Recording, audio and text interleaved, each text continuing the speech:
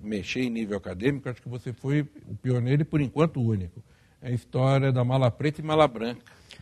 Sim, é uma questão altamente polêmica e do dia a dia de todos nós, inclusive nos finais de ano, quando aquelas competições estão já no período de definições, né, de quem vai ser campeão, quem vai disputar a competição X, Y, Z, quem vai ser rebaixado. E nós temos aquelas conversas de bastidores dos arrumadinhos, né? Muitos defendem que a mala preta seria aquela que quem participa de uma partida de futebol entregaria o jogo. Né? Recebendo suborno para perder. Isso, ao invés de lutar, né, de realmente buscar a vitória que já é de ofício. Né? Por outro lado, defende-se que a mala branca seria justamente... Um incentivo a mais para ganhar. Isso, um incentivo a mais para ganhar. Só que o próprio Código Brasileiro de Esportiva já traz uma figura comparativa com o direito administrativo da corrupção passiva e, por consequência, tem um corruptor ativo. E no caso da mala branca e da mala preta, como é discutida hoje, tanto faz você dizer que é para um incentivo, como realmente para abrir o jogo, todas elas são malas pretas de acordo com a nossa legislação desportiva. Você acha que é corrupção do mesmo jeito? Do mesmo jeito. Inclusive, a sugestão que seria utópica de uma mala branca seria justamente aquela que na prática não vai ocorrer nunca, que seria quando o clube, que poderia repassar então o que receberia aos atletas, somente depois que o resultado já fosse obtido. Então, nenhum clube vai ter interesse em fazer isso. Depois que o resultado já é obtido, ninguém vai querer já sabe remunerar. Né? Eu já entrevistei árbitros de futebol aqui que falavam o seguinte: olha, me venderam sem eu saber.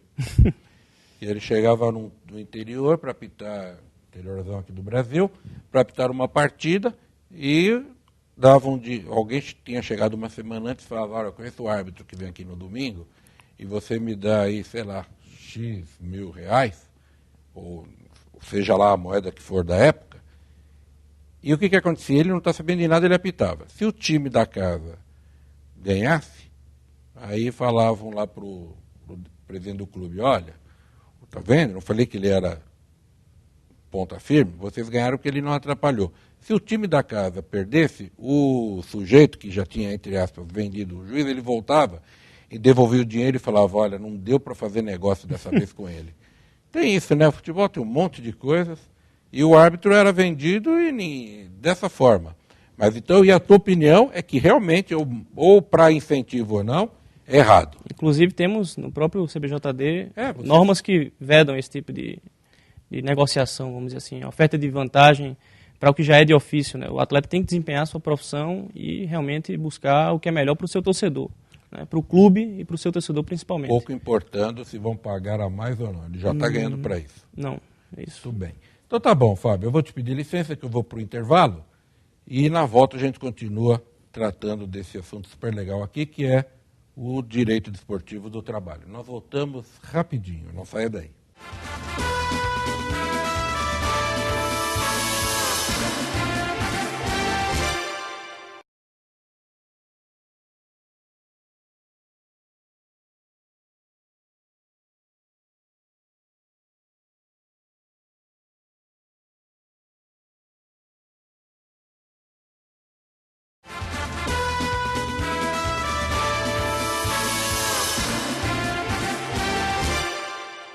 Estamos de volta com o Direito Desportivo em Debate, hoje recebendo meu querido amigo Fábio Menezes de Sá Filho, que veio lá da encantadora Recife, para falar um pouquinho aqui do seu livro Contrato de Trabalho Desportivo, Revolução Conceitual de Atleta Profissional de Futebol.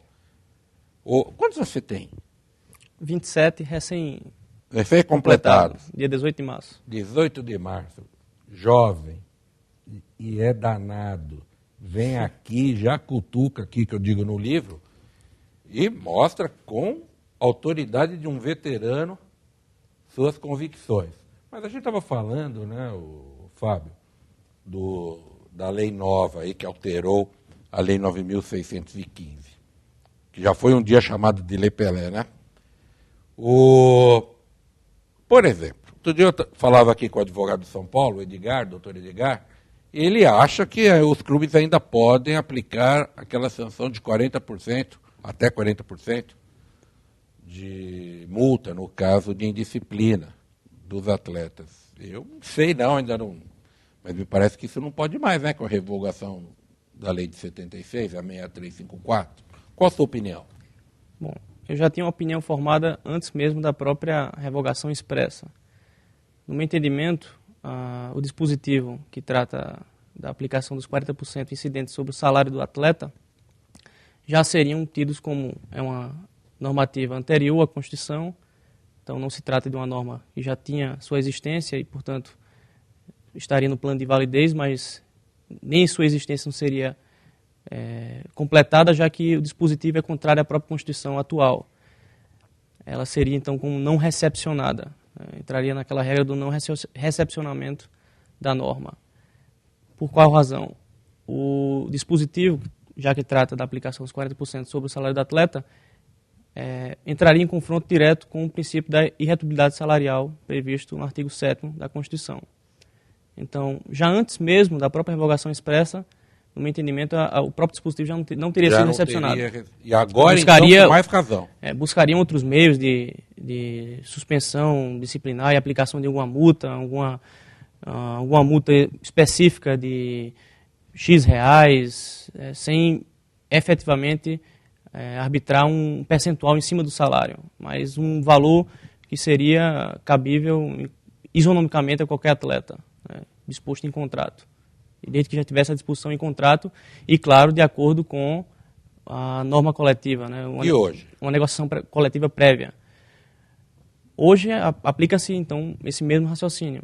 Desde que existisse uma negociação coletiva prévia, um acordo entre o clube e o sindicato dos atletas, ou entre os sindicatos das duas representatividades, uma convenção coletiva, aí sim poderia então haver essa possibilidade de ter uma penalidade disciplinar. Bom, então quer dizer o seguinte, nunca, né? Duvido que um sindicato de atletas vai aceitar isso. Certamente não. Pelo que eu conheço, falando até aqui por São Paulo, é muito difícil. E outros pontos aí da nova lei que você faz críticas, que eu sei? Inclusive, falando da atuação sindical, agora nós vamos ter a possibilidade de se resolver conflitos patrimoniais disponíveis pela arbitragem. E aí deve haver a necessidade de uma negociação coletiva prévia, já trazendo a figura da arbitragem nos moldes portugueses. Lá, inclusive, o professor renomadíssimo, ilustríssimo professor Albino Mendes, que nos deixou há pouco tempo, ele já defendia a possibilidade de arbitragem para certos tipos de direitos que o atleta e o clube possam eventualmente discutir. Mas você não acha que aqui o 114 da Constituição, nossa, veda? Veda com relação aos direitos patrimoniais indisponíveis. Mas e ali, salários? Salários não seriam discutidos. Tá. Então não dá para discutir praticamente nada, né? A cláusula compensatória, a cláusula indenizatória, sim. A verba de formação do atleta, que você pode realmente, é uma parte disponível do clube, ele pode abrir mão, sem trazer prejuízo, digamos assim, a um direito personalíssimo enquanto pessoa física. Ainda teríamos também outras questões que envolvem direitos patrimoniais disponíveis para se discutir enquanto uma discussão pela via arbitral, pela arbitragem.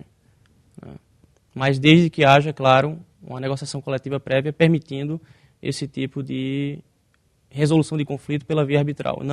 E aí você teria que abrir mão do judiciário para resolver o conflito. A resolução do conflito em relação àquelas questões pontuais de direitos patrimoniais disponíveis seriam pela arbitragem, então. Puxa vida.